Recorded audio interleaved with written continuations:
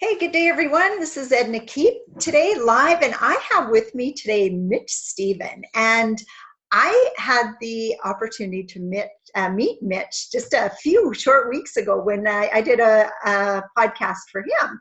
And his story just intrigued me. So, first of all, I went on and bought a couple of his books, which we're going to talk about here shortly. And it's even more interesting than he led me to believe initially. And so I invited him on my podcast so I could share some of his, because he's got a different take on a lot of things than what I usually talk about. So with no further ado, Mitch, welcome to the show. Well, thanks for having me, Edna. When I was writing that book, you just can't make that stuff up. I'm not smart enough. I'm not smart enough to make that stuff up.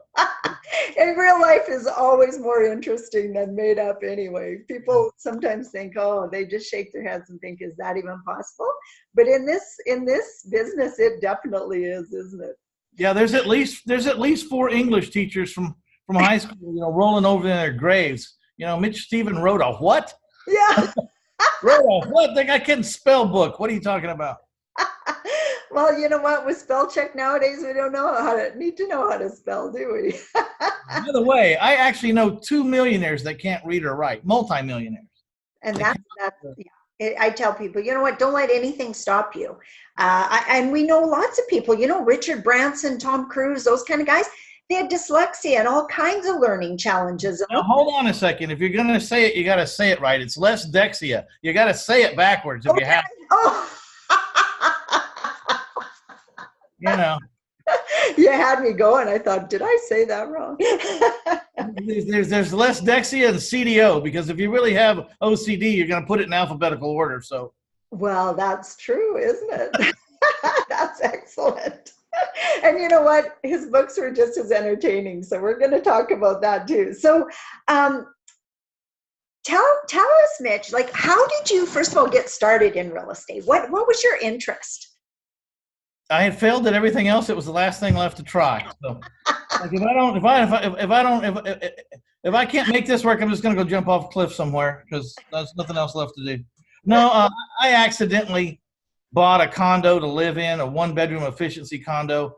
And I don't recommend condos at all, but 20, 30 years ago, I bought a condo, 1981. And then it got, it was kind of small, and a 2-bedroom came up down the street in a different complex. So I bought the 2-bedroom condo and I rented out my first one. And then I rented out my 2nd bedroom. And then all of a sudden I was like making $50 to live instead of paying out money to live. I was actually getting paid to live in my house, give or take, not much, but, I wasn't having to pay out of my pocket when things went right. Yeah. And then, brilliant Mitch Stephen. Ooh, that feels good. Maybe we should try to do that again. And, kind of went on from there. Okay, good. So I know that you're financially free now, and I got a lot of that, a little bit from the conversation we had, but a lot of it from your books. What were your greatest challenges at the beginning? Like what was hard for you? Because sometimes, getting out of my own way. Getting out of your own way. Okay. So I was my own worst enemy. I was so limited right here, and my box was so tight that there was a lot of things that I didn't know could be done that were being done. I mean, one of the first books I read on real estate was Nothing Down by Robert Allen, who had the audacity to suggest that I didn't have to have money to go get involved in the real estate business. I didn't have to have one thin penny. So I was thinking to myself, well, if you can do this when you're broke, I'm going to be really successful because I'm about as broke as you can get. I got enough nothing to buy the whole town. And so, but I read that book, but it was 7 years later that I owned the concept in my heart that all I had to do was find properties, be able to establish their true value, and then to be able to negotiate a winner deal on contracts, Yeah. And then the money would just come, everybody wanted half of that potential profit. I mean, you get a house that's worth $250,000 under contract for $150,000. Everybody wants to everybody wants half of that 100,000 potential profit. And so you just make, you make the one little stipulation. Well, I've got the deal and I've got the 100,000 potential profit. If you want half of that profit, then you bring the money.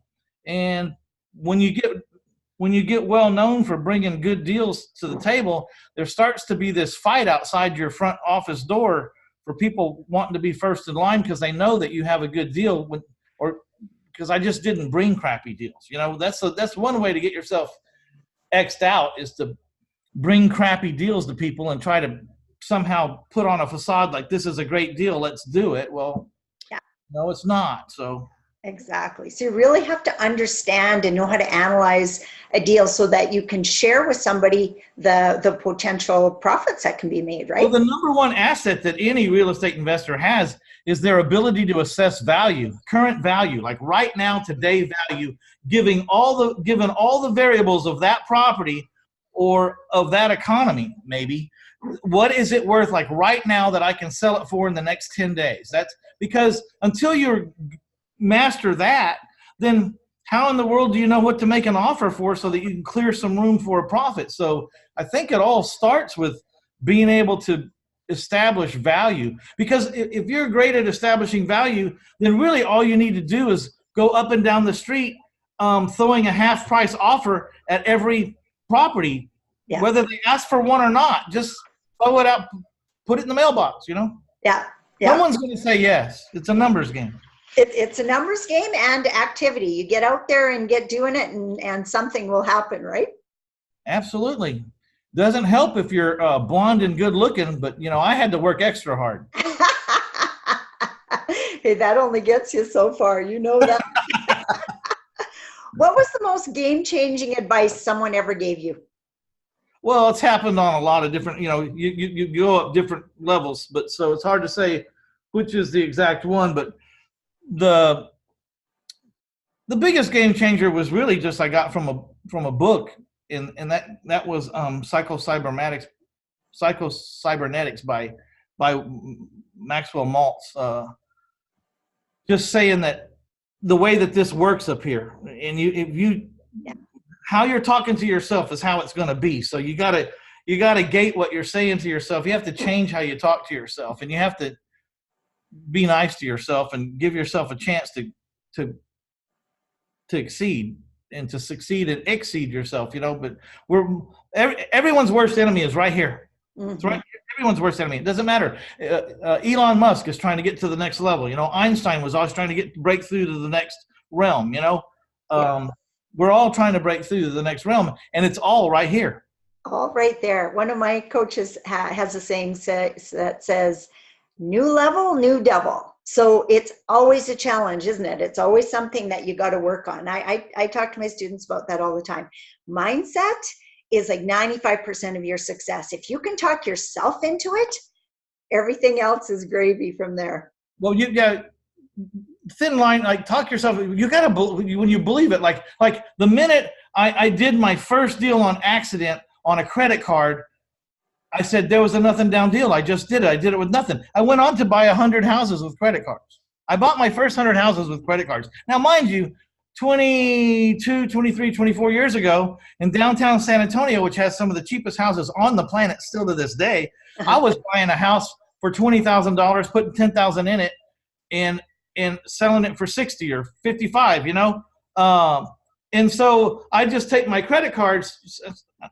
I'm a slow learner, but when I get onto something, I get onto it, So I learned early on, back in the day, it's not today, but back in the day, if you had good credit, you could just apply for any card you wanted to. They'd run your number, and if your credit score was over a certain amount, and mine was very high, because I failed at a lot of things, but I never failed my lenders or I never failed them. Not ever once in my life have I not paid somebody.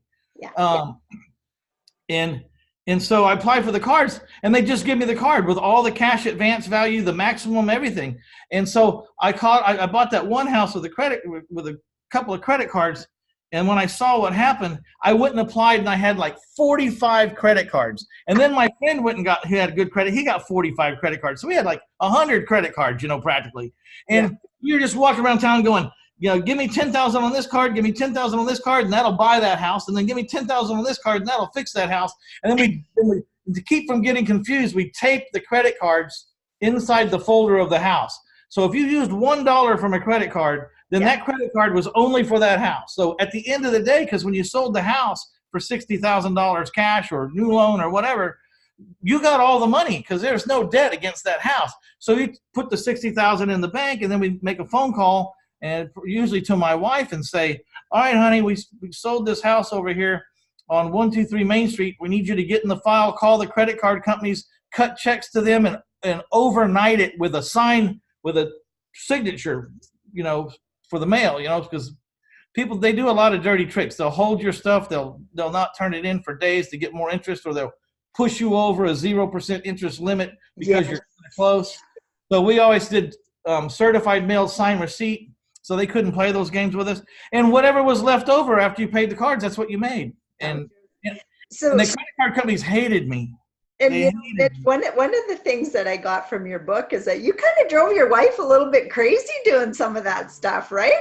Well, that was pretty much an understatement. I dragged my wife into entrepreneurialism like a caveman drags his woman by the hair into a cave. She was kicking and screaming. She'd always had a job. I was her third marriage. She was my first marriage. We've been married 30 years now. She'd always had trouble keeping a nest together and security. Her father died when she was 7. Her mother died when she was 21. Her first husband gave her 2 kids and left. The other one came and left, and she was constantly always having to hold a home together. And here I was out there trying to hide $250,000 worth of credit card debt in our first 30 days of marriage, which all us guys learn sooner or later, right? You ain't hiding nothing from these women. They're gonna catch you. They're gonna catch you. But I still was only newly married, and I thought I could get to the mailbox before she could consistently. And one day, she got to the mailbox before me, and it was a big problem. but now she gets it, right? What? Now she gets it, right? Oh, yeah. I said, hey, honey, don't be surprised when you see the American Express bill. Why is that? It's going to be I bought a house on it. So, see, today I still have good credit. And I just talked to my credit people and just said, I'm just curious because one of my friends wants some transactional funding and they want to pay me, like $5,000 if I'll do it. And I thought, well, I got a lot of my money tied up, and let me see. And so I called American Express. I said, if I wanted to get a $150,000 cash advance right now on my American Express, would we all do it? And they said, yes. I said, okay. So I told them, hey, there's going to be $150,000 on the blue American Express. But then, you get a lot of miles too. I have like 1,000,000 billion air miles. I'll never fly anywhere in the contiguous United States and pay. I never have to pay. That's so cool. So you've got a lot of really good advice from other people. What was it that kind of rocked your world, changed things for you? Because I know at the beginning you did have some struggles with some of the stuff that you were working on. What was the biggest game changer for you? Well, I mean, the biggest struggles was people. I was naive. People are, I hate to say it, but across the board, 80% of the people are turds. There's not the ones that'll honor their word and shake your. That's why it's so important to keep your reputation, because you separate yourself from this huge herd of turds. Yeah. I mean, a huge herd of turds, and it's the nicest word I can use. And some of them it's their fault, and some of them it's not their fault. But if you're really going to be one of those 2%ers, then you have to look in the mirror and you have to take the blame for everything, no matter who didn't honor their word or whatever. It all stops with you. You got to look in the mirror and go, I'm the bottom line of this whole damn thing. Yeah. And there's no excuse. I hate it when people use their partners and their wives or their spouses as an excuse. Like, I didn't go into business with you, with your spouse. I went into business with you. I don't even care what your spouse thinks, Yeah. Maybe she should have signed the papers, So, I never use any excuses for anything. It's me, and there's what happened, and sometimes it's relevant, and sometimes it's not relevant. If it's most of the time it's not relevant, you either performed or you didn't perform, and you just better find a way to perform. If you didn't perform, go tell somebody ahead of time, look, I'm not going to be able to perform. I'm going to need this, and this, and I'll give you some extra, or I'll give you a kicker, or I'll do something. But, you know, Yeah. beyond what I could reasonably be expected to control, something happened. But I'm coming to you to tell you about it, and we're going to fix it. And I don't care if it takes me, I don't care what it takes. I'll get it right, you know? Make sure it's done. I love the one story in your book about how you, I don't can't remember the title, but you scammed the scammer. Do you remember the fellow who? Yeah, it was conning the cons. Yeah, yeah, that Yeah. that was a great story. I love that. You know what? We've had instances of that too. How and do you want to tell that story real quick? Well, I learned that from The Art of War. I Okay. read the book by Sun Tzu, The Art of War, and there was one example in there where he was saying, you know, if you're at war and you catch a spy in your camp, don't jump in jubilation and grab the guy and put a rope around his neck and announce to the whole, your army that we've caught this spy and what a glorious day it is. Just be quiet. Know that he's a spy, and don't let him know that you know he's a spy, and then send him home with really crappy information so you can slaughter their army next Wednesday, you know? That makes so much more sense, doesn't What it? happens was I had, at once upon a time, one of the time I did the most houses in a month, in a year, was 150 houses exactly. I bought 150 houses and I sold 97. And I had 53 in my inventory on January the 1st the next year. And how I did that was I had put out on the street, and this wasn't smart, but I got a great education from it. If you had a deal 50 cents on the dollar, that I would put up the money and I would split it with you 50-50. And I had a line outside my door every morning at 8 in the morning, a line of people presenting their deals. People I'd never met before in my life, but if they were a person now, I would put up the money and the whole deal would be in my name, but they'd be a 50% handshake. And then, when I sold the deal, I'd bring out the spreadsheet with all the expenses and everything. But I met some good people, but it's the 80-20 rule at least, or maybe the 90-10 rule. A lot of them weren't forthright or weren't capable. And so I learned a lot. So my contractor was with the same contractor for all the jobs, and he was very loyal to me. And he came and told me, he says, you got a couple of people that you're partnered with. They want me to pad the bill like 10,000 so I can make an extra 5 and they can make an extra 5. And I said, oh, really? And he said, yeah. I said, who are they? And he told me who they were. So I said, okay, I want you to finish this job with him. Don't say a word. Don't nothing. He says, you're not going to fire him right now? And I said, not right now. He said, so when you finish, are you still going to pay him? I said, yeah, I'm still going to pay him. And I'm going to take the hit. So the deal came around, and let's say there was $25,000 to be made. It was $1,250 for him and $1,250 me. That's what it's supposed to be. But they padded the deal, and of course the contractor didn't get the extra 5. He got his extra 5, but he gave it back to me. Okay. And then so I got screwed 5,000. So he made 1,550, and I made 750. 7,500, and he made 15. So he won on that one, and he got paid. But I never told him. But the next time he brought a deal, I just said, I'm not doing the 50-50 thing anymore. I can just buy your contract for $3,000. And of course, everyone else that he had screwed got in his face and got an argument, and he can't go back to them, and he can't go anywhere because he's got a bad reputation. So he had to take the $3,000. So in the next house, I made 22 and he made 3, and I'm still buying houses from that guy. Oh, I'm still 22 years later. That's why you don't say anything, because I'm still buying. The guy was a great deal finder. He's just a crappy partner. Now another guy, one of my first deals, I had my dad's money. I gave him $28,000. No, $33,000. Anyways, I didn't have any money, so I borrowed it from my dad because my dad trusts me.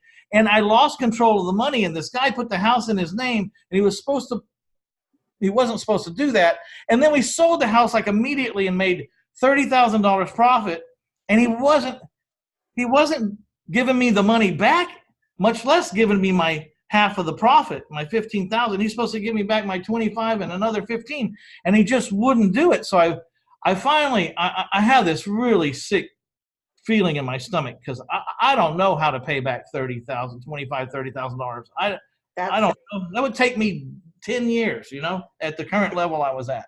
Mm-hmm. So I was sitting in the waiting room at this guy's office, and there was all these people there, and every time someone went in that office, you could hear the muffled yelling and pounding of the desk behind the door, and then people would storm out. And one of the guys that stormed out when I first sat there was someone I knew, and he was really mad, and he was walking with purpose, and he was going out the door, and he did a double take and looked at me and goes, "What are you doing here?" I said, "I'm trying to settle up with this guy on a deal." He goes, "You ain't going to get that money. You're not going to get it. Come out here. Let me talk to you." So he tells me, he says, everyone in here is trying to settle up with him. He doesn't ever pay anyone anything ever. Not whether he borrowed it or the profit. He's not going to pay you. Yeah. And I said, "You got to be shitting me." So then he said, "Good luck." And I said, "How long have you been trying to get your money?" He said, like 2 or 3 years. I said, "How much?" He says, like $60,000. I said, "Oh my God." So I went and sat down there, and I'm starting to sweat. I'm starting to sweat. And I asked myself, "Okay, Mitch," and I said a prayer, man. I said, "God, what do I do? Tell me what to do." And then the questions just started coming, like, what's the Achilles heel of a con? Where's his weak spot? Where's the chink in his armor? What motivates a con? Yeah. Big money, easy money, fast money. Yeah. I said, so how do I promise this guy big, easy, fast? And I start to come up with it. Pretty soon it's like, "Stephen, you're next. Come on in." I'll walk in there, and I'm just as happy. All these angry, pissed off people. I'm happy, jovial. "Hey, how you doing? How you doing? Richard, how you doing?" "Good." Says, "Hey, man, that deal that we did, we put that, my dad put in that 25 and we made 30 profit. We're going to split it. You're going to make 15 and I'm going to make 15. My dad wants to do another one." He said, "Guess what? I got this foreclosure. It's 150,000, but it's worth like 450,000. Of course, the first Tuesday of the month, the foreclosure day is in like 3 days from now. And so my dad's willing to put up however we did the paperwork before. Let's do it the same. Let's just do it.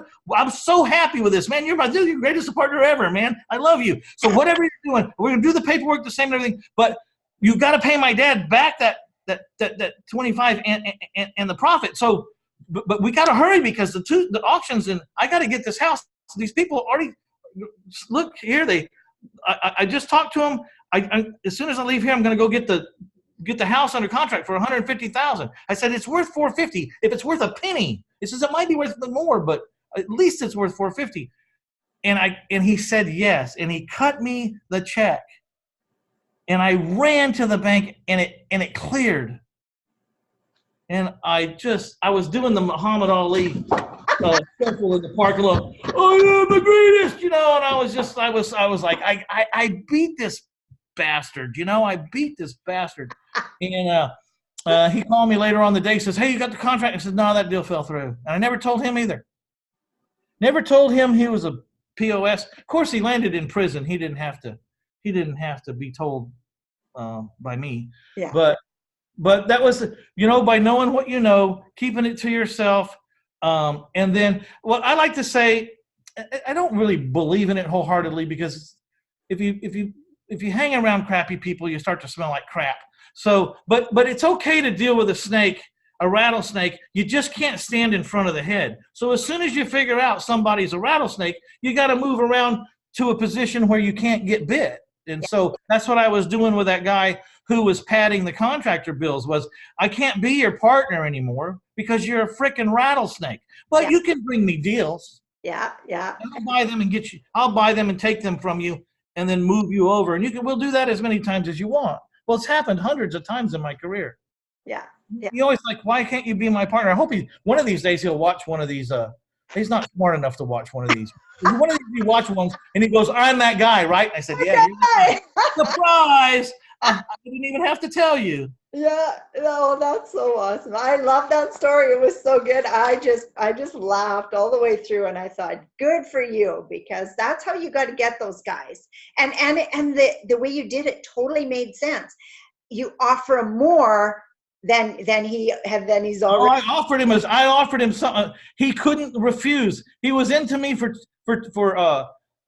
25, 30, 55,000, and I was offering the chance for him to be into me for 400,000. Yeah, And yeah, he took the bait he did. because they can't help themselves. Yeah. Another time, there's this contractor that would go around. They have the Christian fish with the cross on it, and all he does is he ties people up on a contract, asks for 50% down, and for some reason people do that, and they give him 50% of the money down. So he's got a $30,000 job, and he's asking for 15,000 down. If he can't get the 15, he'll try to get 12 or 10. But anyways, he gets into you. He gets into your wallet and gets into the job, and you got a signed contract. And he'll go over and he'll do like the most minuscule thing, and then want another $5,000 draw. Oh, okay. And then the minute you draw the line on this guy and say, this is bullshit, he flares up, causes a big argument, or wants to draw you into this cussing match, and then he'll go down and file a mechanics lien on your place. And that's what he does. That's what he does. He does it. I knew 3, 4, 5 people that he had worked with. It's exactly his MO. And he's never going to finish a job ever. Yeah. So I had a friend of mine who had his house sold. He went ahead and finished the job without him and everything, went to sell it and found out there's this mechanics lien on his property, and had the house sold. And but he couldn't close because of this mechanics lien. And it was like $20,000. So I said, I hate people like this. I like to put I like the challenge of trying to con these guys back. I love this challenge because you can take the gloves off. I don't lie, I don't cheat, but when I get with a con, it's like, wow, I can lie and cheat with this guy. I can face up and tell him whatever I want to, because the guy's a liar and a cheater, and I'm just trying to get back what's due, So I sent out I buy mechanics liens postcards all down his street. And I put his phone number in my phone so that if he called me, I'd know it was him, and I would answer the name of that company. I made up a bogus company. I got an 800 number, forwarded it to me. We made this postcard because I know it's going to work, because cons are so easy when you figure them out. Yeah. Typically. Yeah. He calls me and I said, so-and-so note buying service. He goes, hey, I got this note and everything, and I know which note he's talking about. It's the one that's my friend's. And I start, well, send me your contract and everything. So he I had a fake Gmail set up. So he gets me the stuff, and I just start pissing on his head. I just start peeing right on top of his head. This contract is not, you don't have this, you don't have this. I mean, I don't even think this will hold up. I mean, I've been doing this for years. Your contracts are not tighten. Did you send a notice? And in the state of Texas and all, I just start making shit up. I have no idea what I'm talking about, but your contract's a piece of crap. And I finally convinced him, he's not any good. And I said, look, I'll give you $1,000 for this thing. And he took it. So, well, I want to come over to your office. I said, my office is in Florida. You're not coming, And he says, well, when are you coming to Texas? I said, no, I'm not coming to Texas. Just take it down to the bail bonds place. They'll notarize and everything. You'll notarize. I'll send the papers over there. You sign all the stuff. You release the lien. You do all that stuff, the notary there, and give the bail bondsman the notary. They do this for me all the time. And he did. Good. And so I bought this. I solved a $20,000 problem in a $40,000 profitable closing with $1,000. I said, I got your notes, $1,000, and he paid me $1,000 for just the sheer brilliance of it. So it cost him $2,000. He got out of his problem, and it sold his house the next weekend. And I didn't even ask for any money. I just like doing it. But he said, no. One of the things that I think a real estate offers us is the ability to be creative. A lot of people are creative. They paint and they sing and they dance. But real estate's very creative, isn't it? Yeah, it's real estate's very forgiving if you can get enough time, because Yeah. it'll outrun most all of his problems. You know, that same guy. So I went to meet my friend to give him his papers so he could sell his house. And I was at a Bill Miller's downtown barbecue place, and that guy walked in out of all the places in a population 2 million. He walks in, and I'm sitting with that guy, and he starts screaming and yelling at me, "You son of a gun! You know, you con me!" And you know, because he figured out that I put him together, or so he thought. So I asked my friend to leave. I said, "Would you please excuse us? I'll talk to you on another day. You can leave. I'll pay for the meal. Don't even worry about the meal." And then I told him, "Sit down." I said, "You know, I paid you $1,000 for a lien. Did you think I was going to make money off that lien by not talking to the owner? What are you doing? You're ruining my deal. You know, I got to talk to this guy you know, I got to make some money. So I'm talking to the guy. He's going to give me, you know, $2,000 to get what I've done, you know, to get this lien away from me. And now you're over here ruining it." He goes, and he started apologizing to me and left. I conned him twice. Oh my gosh, I just love that. That's so cool. So I know that you find a lot of buyers, sellers through your network, but are there some marketing strategies that you use over and above, you know, some of your postcards and that sort of thing? Let's change it. You know, it changes a lot. One of the biggest leaps in recent time, or the last 5 years, was you know what? I finally got out of my business and started operating from the top. And I haven't seen the last 350, 400 houses that I've bought, and I haven't seen the last 400 people that bought them. You know, I finally got a system, the right partner, and the right people in the right chairs. But I had to go to a mastermind I spent $30,000 to be in a room with more than a handful of people that had already accomplished what I wanted to accomplish in the exact industry that I was in. Mm-hmm. So, you know, it was 4 quarterly meetings, and I didn't even go to the last quarterly meeting because I was so focused on trying to automate your value, right? Yeah, the biggest thing I learned was that year that I wanted to automate. I had tried to automate before and had never been successful at it, and I tried to do it myself. One of the biggest reasons I was failing, though, is I never gave myself permission not to buy 100 houses a year. So I was trying to fit it in, and it was really a full-time job just to automate, to figure out how to automate and hire all these people and train them. It was a full-time job, and on that year, I told myself, I don't care if I do any houses, I got to fix this, because I'm going to quit if I don't fix it, because I can't do it anymore. I'm wore out. Yeah. And so that year, I only did 30 houses. But I straightened the office out, and I never have. I don't go to the office anymore. My job really is just to make sure there's enough money to close the deals, and the money's deposited in the right accounts. I have $16 million worth of private money. I have 44 people across the United States that do it. Most of them are in San Antonio, but I got people from Florida, Tennessee, New York, all over the nation, but and all over Texas. But that's really my job. So I go to lots of dinners and lunches and breakfast meetings and just talk to people that have idle money making 1 or 2%. And I'm over there showing them how they can make 8% and have a real piece of property as collateral that's worth at least 35% more than they're going to loan me. So I won't let my investors loan me more than 65% of what I can sell or finance the house for.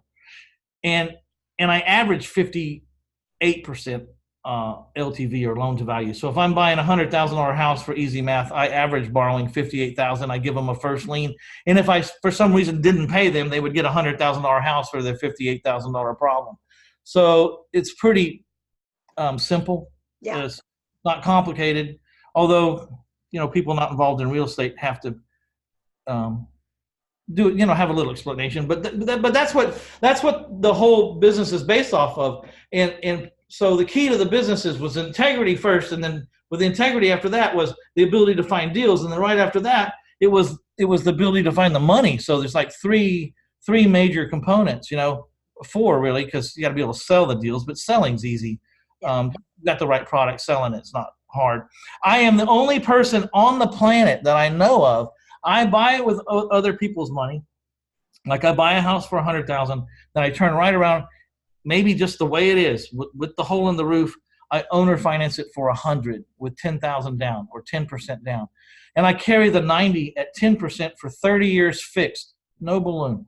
So I'm carrying my buyers, I'm offering my buyers a 30-year fixed mortgage that I've used the rent in that neighborhood to establish the sales price so that when I back into everything, by the time the principal and interest and taxes and insurance are all figured out, this guy is paying the same amount per month as he was for the same house across the street for rent.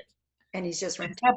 The separator is you don't have good credit and you can't go to the bank and get a loan. So do you have a down payment that's going to make me feel like you're serious? And I think people are serious at that level when they start coming up with about 10% down or more. I average 12% down. Okay. I averaged 9 days on the market in the last 350 houses. And so on a $100,000 house, they got to come up with 10 grand down. That's a lot of money in anybody's book, really, but it's a whole lot of money to the people that I'm selling these houses to. Yeah. You know, it's a lot of money. Some of them have worked and saved for 5, 6, 7, 8, 9, 10 years, you know. And that mortgage rate is awesome. Phenomenal. Well, I'm 10%, but the payment is the same as they were paying for nothing, which was rent. They're paying for nothing. I get it. I love that. It's a fixed payment. So the rents in 5 years won't be the same. They'll be higher. And what will they be in 10 years and 15 years and 20 years? Your payment's going to stay the same. You get all the appreciation. If you do any improvements or make that house better, then you get the benefit of that increase in value. And so the question is, you want to stay a renter the rest of your life, or you want to pay 10% and be an owner? Yeah. No, I love it. That's so good. So you've started several different businesses that support real estate investors. What are some of your favorite ones? I have about 8, but I can never remember them all in the order. Well, I got a list: Homes to Go, Cash for Houses, Loans to Go. Well, Homes to Go and Cash for Houses are just the house flipping business. That's the buy side and the sell side, but it's one business. So there's the house business, and so you got one-time cash and temporary cash and forever cash, to quote Jack Bosch, in his book Forever Cash. So, we're on pace to do 120 deals this year, which is good because the last 3 or 4 years have been so competitive that I was struggling just to hit 100. I think one year I hit as low as 87. Last year was 97. But this year, things are slowing down a little bit. The markets aren't quite as hot. I'm going to hit 120. Or we're getting better, or probably a combination of both. Yeah. So we'll owner finance 80 of those 120 houses, and we'll probably retail 30 of those houses because most of the people in my organization only get paid upon success. And in order to keep them running, sometimes we just need to liquidate perfectly owner financeable houses. I love to owner finance more than anything in the world. I wouldn't sell a house retail to save my life, except for sometimes you just got to grease the skids of the players that are around you. And then we'll probably wholesale like 10 of them. And so what I do is I take the one-time cash, which is from the flips and the wholesales, and the wealth you build from building up this huge cash flow stream from notes, but notes are temporary. They're going to run out. And you take that wealth and you got to buy into a forever strategy. And I buy self-storages. I am canyonlakestorage.com. Mm-hmm. I have 1,600 doors in 14 locations around the lake where I live, and 1,600 people owe me $100 every month, more or less. And that's one business. Yeah. And then I at one time I had so much private money and the markets were so tight that I couldn't find enough deals. And just because you have money doesn't mean that you just start making crappy deals. Your underwriting for a good deal doesn't change because you get more money, know? Exactly. And so I had a plethora of people start to dump money or add money to what they had with me. And I couldn't spend it all. And I learned that if I didn't get their money out, that they would go put it someplace else, right? But what I learned that was the most important is 50% of those people would lose the money, would lose it. So in a way to keep the money for myself in the hold, in a way to, like a community service, to protect half these people from losing their money. Mm-hmm. I opened up a hard money loan company where I loan money to my competitors if they found a deal before me, and and they're not asking for more than 58-60% loan. Loan to value. Mm-hmm. Yeah. So I right now today, loans2go.net, loans the number 2go.net has on the street of San Antonio about $8.7 million. And they're all just 6-month loans, though. They're 6-month rehab loans where they pay for a little extension if they want to. Every time they want to extend, they got to pay for an extension, and I got to agree to that extension. So if I need the money, I just quit extending and say, no, we're not gonna renew next 6 months. So you better start, figuring out how you're gonna pay off, And so if I need the money, I just quit doing renewals. And I give everybody warnings. I don't want to take anybody's houses, but if someone gives me a house at 60 cents on the dollar, that's my core business. I know what to do with that house. So I'm not worried. Pay me, don't pay me, give me a house. I don't care which one. Yeah. Because this is my private lender's money that I'm loaning out. So I'm not going to get into any marginal anything. Yeah. They have to be killer loans for me. I mean, there has to be the kind of loan that I wish I would have bought this house for the amount of money we're loaning this guy. Yeah. And that's the bottom line. Is I'm a collateral only lender, which means I don't care if I get the collateral or not. I would actually do a lot better if I got all the collateral, but that, I don't want to hurt people. Yeah. So there's that business. Then there's LiveCom, which is part of the reason why I have out of necessity, I had to invent a texting platform that I could afford. And so right now to sell my houses, and LiveCom is LiveComm.com, as in live communications. If you go there and watch the video on the homepage, you'll see. But so what happens is, to sell my houses, I don't use realtors. Realtors don't really understand me. They think my 10% is egregious. They don't understand my business at all. They think 10% down is unreasonable. They just don't get it. Yeah. And I just quit using them altogether. Yeah. So I put 20 bandit signs around the neighborhood where my houses are, where my house is for sale. And I put one in the front yard. And then you go to LiveCom and you buy a phone number. And that phone number can be forwarded to a recording, can be forwarded to your salesperson, can be forwarded to 6 salespeople. Whoever answers first wins. But I forward it to a recording. And that recording, I tell everything about this house. So when someone calls this one of these 21 signs focused on this one house, they're going to get everything in the world you could ever ask about a house and the financing and the terms and everything. And if someone asks me a question that's not on that list, I'll add it to the list. But so for the last 2 years, no one's come up with anything. Okay. What year, what kind of roof, how old is the roof, gas, hot water heater, electric stove, built in 1924, lot size, everything in the world, taxes, insurance, school district, everything. And then when they get to the end, because my problem was I was getting 100 to 150 calls a day on the weekend, and they were killing my salespeople. Oh, yes. Killing them. They weren't even answering the phone by 1 o'clock in the afternoon. Yeah. And most of them are tire kickers. How much is the rent? You want to choke them after a while. Where did you see rent? It says for sale, damn it. It'll make you the worst salesman in the world when you get 150 calls over the weekend. Oh, gosh, yes. So what Mike says is everything you want to do. And this says, if you think this is the house for you, get your family, load them in the car, drive to the house, check out the front yard, check out the backyard, walk around, look through the windows, check out the neighborhood. And if you definitely have $10,000 for this particular house, and you definitely can afford $850 a month, and you definitely think this is the house in the neighborhood for your kids and you and your family, then call the red phone number in the back window. So now 150 calls are going down to 8 a day, and my salesmen are fighting over these highly qualified people.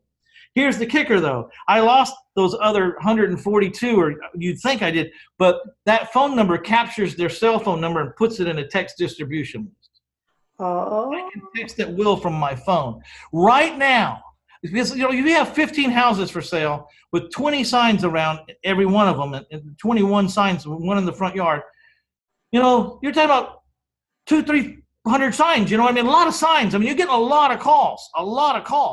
And so today, I have 10,089 people in town that still want to know the very next house I have for owner financing. They still want to know, and I can text them for 2 cents. So I'm hitting my customer who's already really my customer. He just hasn't bought yet. Yeah. He's called my signs. He understands my company. He understands what I do. And he still wants to know. And for 2 cents, I can send him a house and a link to my house right between the eyes. For 2 cents, the cheapest advertising on the planet. This is why I have 9 days on the market. I ever have a new one, it says, homes2go.net has a new owner financed home, tiny URL. So and it sends it out to 10,090 people. Also, when my salespeople have a showing at 7 o'clock tonight, at 4 o'clock, they send out a text to 10,000 people saying, I'm going to be at this address on 7 o'clock tonight at 123 Main Street. Door will be open, lights will be on. I'll be there. Come on by. He shows up. There's 15 people in the front yard. Wow. Great How competition. my down payments are going up to 12 and 13% now because I'm getting multiple offers and people are competing. And how they compete is who can give me the most down payment to make me feel better. Yeah. That's awesome. I really, really like that. So from your coaching experience, what do successful students have in common? Work ethic. Work ethic, yeah. Yeah. I can tell you everything in the world. You don't get your ass off the sofa. It's for nothing. As a matter of fact, I only have 3 levels. I got the online level with no access. I got the weekly call every Tuesday at 7 o'clock Central Standard Time. And then I got the one-on-one, which I can only take probably 15, 16, 17 people a year because I'm going to be the one that picks up the phone. Yeah. Call. And so because of that, on that highest level, I don't take newbies or I don't take people who are trying to find their first deal. My last people were people that had done 20, 30 flips, or one that comes to mind, 2 that come to mind. One guy owned over 100 houses. Another guy owned over 50 rent houses. They just wanted to know, can you up my game $15,000 a year or a quarter or what? And I said, yeah, I can up your game. What do you want to do? I specialize in owner financing. You want to start converting some of those rentals to owner financing, like especially your problem houses? Because, you can owner finance a house with a hole in the roof, and someone else can go over budget fixing up your collateral. I can finance the hole and the house together because I'm the underwriter. I'm the lender. So what you do is you take your problem rentals and quit renting them.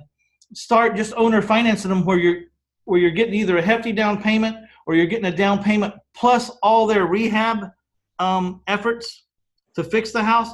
And if they walk away, you will have a better house for once, or it won't matter. You keep lowering your basis in the house until this problem rental property is no longer a problem. But usually when people give you some down payment and then fix up a house, they don't walk very easy. I mean, something catastrophic has to happen. Yeah. So that's how you take your lower echelon rentals and clean them out of your pool. You're still getting the cash flow from them. You just don't have any liabilities anymore, and it's going to end on some year. Yeah. That cash flow is going to end on some year. Yeah. No, I love that. I love that. Do you currently have a coach yourself? Absolutely. Yeah. I always have a coach. Yeah. Right now I'm with a mastermind, a Note Pro mastermind with Eddie Speed, But I believe in incremental coaches. I think we talked about this on your show. Incremental, like, if you're trying to automate your office, get that coach. Get the coach, the guy that has the office that's running the numbers that are like your numbers or bigger than your numbers, never less, but like yours or bigger. And then go hire that guy for 6 months or 8 months and get in his head to solve that specific issue. If you're trying to raise money, get with someone that you think can help you raise money. If you're trying to get better at finding more deals, get with that guy that's buying 100, 200, 300 deals a year. Yeah. And figure out what he's doing. I don't think you stay with one person the whole time because I don't think any one person can be that big an expert at everything. So what's your advice right now to a beginning investor? And I know you don't usually deal with absolute beginners, but lots of people. I don't at the highest level. Mm-hmm. You know what I mean? I'm not going to take $15,000, $20,000 from someone to see if this is the right business for them. I don't want to. I'm not that guy. I'll have a 45-minute conversation with you before I decide if I want to take your money at that level, because I don't want to take money and hurt people. I want to take someone after I talk to you for 45 minutes, I go, there's no way in hell that this money's not coming back to this guy. I can already see tweaks that I can make to get him an extra $15,000 back this year. That's the guy I want to take on that level. Now on the $3,500 a year weekly coaching call, hey, come one, come all. I mean, I may not be, the business may not be for you, but I may keep you from losing 10 grand just by telling you, no, don't do that. Don't do that deal. Yeah. Don't do that. I've had people say, I like to use this example, a good coach won't only help you you can always measure a good coach by how much money they help you make, but you'll never be able to measure that coach by how much he kept you from losing in money and time. You'll never be able to figure that out because you can't measure the negative. So but I'll tell people like, hey, I've done this before too. I want you to go get a shovel. I want you to go to the back left-hand corner. I need you to dig a 4-foot hole, 4 foot deep and 4 foot wide, and call me back and tell me what you find. And they'll call me back and go, how in the hell did you know that was there? I said, because I've talked to that ass before, and I know exactly what he's trying to do to you. I know exactly. I could smell it in the conversation. That's what you pay a coach for. And that's why on my coaching, it's me and them, not a student that did their first 20 deals last year, because you can't expect a student that's only 20, 30 deals in to have a certain level of intuition. By the time you've done 2,000, 2,400 deals in your town, that's the ones that worked out. That's not the ones that didn't work out. By the time you've done that many deals, you've seen so much more stuff. You can smell stuff in the air when you walk by. Yeah. Had a guy the other day say, I got this house under contract. I have 45 days to close. He signed for the 45 days. He knew we had 45 days because I had told him, because he was scared he couldn't find the money. I said, you got to get as many days as you can. Try to get 90 days. He says, I was only able to get 45. He calls me next week and says, that same guy, he knows he has 45 days. He's way up my keister, says I have to close it Friday between 10 or 12, or he's walking the deal. I said, really? Well, I said, I think I know what the problem is. He goes, what's that? I said, you know the 3 signs of a con? He says, no, tell me. I said, number 1, the money's really good for you, like really good over the top for you. Yeah. So you're buying this house for 35, right? And you told me last week it was worth 135 and you didn't even have to mow the lawn. I said, that's $100,000. Can we agree this is over the top for you? He says, yeah, it is. I said, number 2, and I don't know the answer to this one. We're going to find out. Who does this guy say he is? What is his persona? If he hands you a business card, what does it say on it? He says, oh, he's a policeman. I said, aha! Angelic facade, number 2. Okay, yeah. Number 2, angelic facade, priest, Marine, whatever, policeman, something angelic. He would never, right? One of those facades. Yes. Number 3, severely unreasonable time pressures, which is doing to you right now. So here's my question. How many title companies are in your city? He said 6. I said, I want you to call every single one of them, find out how many of them are closing this deal on Friday. And he called them, and all 6 of them had appointments to close on that Friday. He was going to sell that house to 6 different people in one day. Oh, and how do you know that? Who would have figured that out? Would a student who had done their first 50 deals last year or the last 2 years been able to pick that off? No. It's from a 20-year war-torn veteran could say, I know what's going on. Yeah. Wow. That's why you hire a coach, and that's why you got to find the right one. And when you're hiring your coach, do a lot of research, because there's a lot of people that don't really care. They just want your money. Yeah. Figure out who cares. Figure out who's doing exactly what you're doing and has done it to the level that you would love to be at. And then last but not least, make sure they're the same off the field as they are on the field. Would you want to be them off the field? If the answer is yes. If the answer is no, hey, I like his business, but I don't want to be him off the field because he's a turd, then no, that's not your coach. Yeah, I agree. So I was just on your podcast. I really enjoyed myself. You had a good time. Not really sure when that's going to be running, coming up pretty quick though, and I'm going to share it with people. So everyone just watch for that. But what made you decide to create your podcast, Mitch? I was really, it all had to do with just the coaching in general. I didn't need to work anymore, and everyone fantasizes about retiring or whatever. So and plus I was getting really burned out. This was during that time, the problem with this business is if you don't systematize and give up some of the money you make on each deal, it doesn't mean you have to make less, because I thought I was going to make less because I was going to give up some money on each deal, but I ended up making more because I could accommodate more deals, and there were better deals, and the deals that I had were being handled so much more efficiently that the money wasn't bleeding out the back doors. You know what I mean?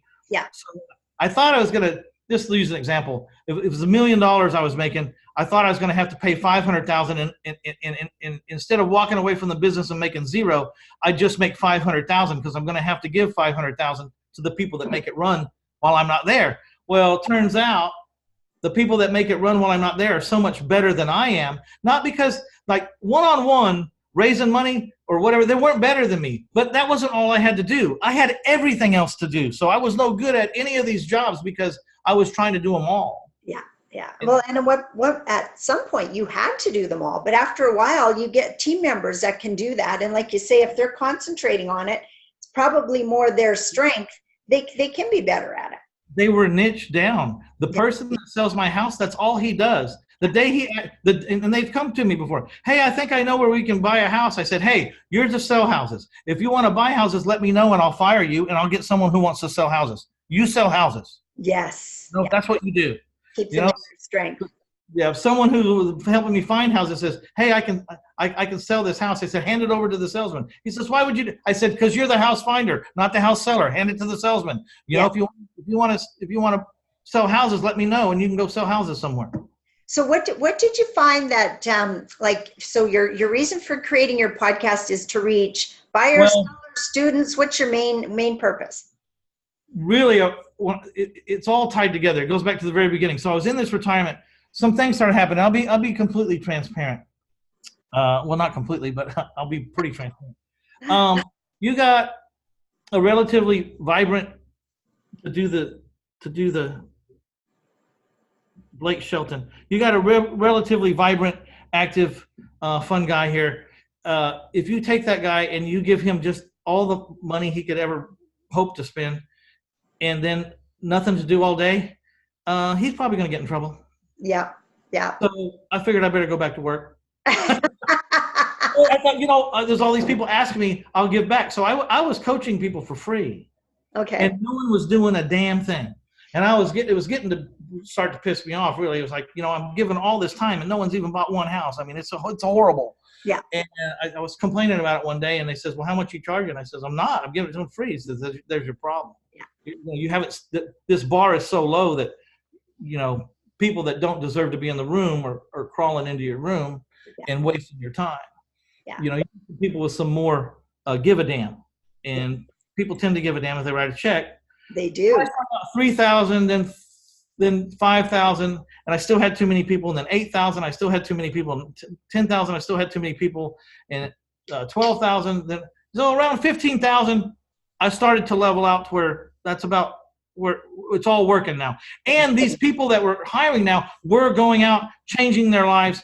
I was getting what I needed out of it, which was the emotional high of knowing that you helped someone change their life. The money, okay, it's okay, but I already conquered that game. I'd already conquered the money game. I mean, I make more money a month than most people make in a year. Yes. Say that. And so I wanted to be part of a team that was winning, and get the results, and I did start getting that. I mean, people drove to my house that were 4 hours and 5 hours away without telling me, knock on my door and say, you know who I am? And I say, your voice sounds familiar, because I deal with all of them on the phone, right? They say, I'm so-and-so. I had to drive here. I quit my job yesterday. I no longer have a boss. I'm in control of my life, and it's all because of you. Of course, they give me too much credit. It's mostly because of them, but And he starts crying, and I start crying, and then we're on the porch, and I say, well, come on in, and he says, no, I got to go. He drove 6 hours to turn around to give me that hug, and now that's what I was in it for. You know what I mean? Yeah, it's so rewarding. Send those postcards or send those letters or that phone calls going, holy crap, it worked. It worked. My life I don't have to go there anymore. I can stay home and go to my kid's baseball game whenever I want to. I said, yeah, well, it works because you put in the hours. You put up the numbers, Yeah. And said, yeah, but I didn't know, then they give me but you told me how to do it. I says, well, my way doesn't work for everybody. We're going to have to morph it somehow or whatever, but you had it. I knew you had it in you because of, sometimes I do take some new guys on rare occasions, but they're like fighter pilots that have been through hell and back, these guys don't know how to quit. Yeah. Yeah. You know, And you can see it in them. I've had a few cases of that too, but mostly, yeah. you haven't done any deals, but one, I remember the last one. One, you served my damn country and damn near didn't make it back. So I'll take a chance on you. But the minute I see it's not working, I'm just going to tell you. Yeah. You know? So where do people go to get more information about you and all you have to offer? You know, first, I'll offer your audience a free copy of my book. It's My Life in 1,000 Houses: Failing Forward to Financial Freedom. It's a hard copy, so the only caveat is if you'll please just pay the shipping and handling. I think it's $7 or something. I'll get it out to you. I'll be there in a couple of days. It's 400 pages. I've heard it's very entertaining. Very good. But it's a story about how a dumbass figured out how to make some money. And if you go read the Amazon reviews, I mean, I have a very high number of 5-star reviews, which I'm thankful for, and thankful for the people that took the time. Now, the first 10 reviews always is me and my family and my friends, so just blow off the first 10. But anything after that's legitimate. So how's that for transparency? That's excellent. So go to 1000houses.com, 1000.com. Right? 1000houses.com. I forgot how many zeros I said. And you could either put /free book, or you can just go to 1000houses.com, click on the free tab. There's all kinds of stuff free there. A webinar on how and why I do the 30-year financing. You know, what's really cool is I have very little things to slow me down. If I find a guy with a down payment and he wants to do the deal and I want to do the deal, we're doing the deal like that. I mean, it's fast, you know, and you know, when you start doing new loans and then they send out the appraiser and they send out the inspector, I don't have any of that. Like, yeah. You know, I mean, they're more than welcome to do it, but. I love the business model. I think it can really work for a lot of people. Well, you know, I have kept you way longer than I expected. But you know what? Value bombs everywhere. I really, really appreciate the time that you took to spend with me. And you definitely got a new follower, because I'm very interested in finding out more about your, you know, your owner financing. I think that that's something that we could get into for sure.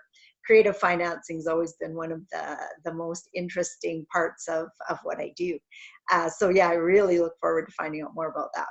You know, as many rentals as you deal with, I mean, the ones that you're going to find that the most helpful is the problem ones. The ones that like, damn, I never should have bought this house. It has you know, sometimes you got these houses that just have black clouds over them and you don't know why. There's no rhyme or reason. You're like, nothing ever works out in this house. You know, like, I just want to see it down the road.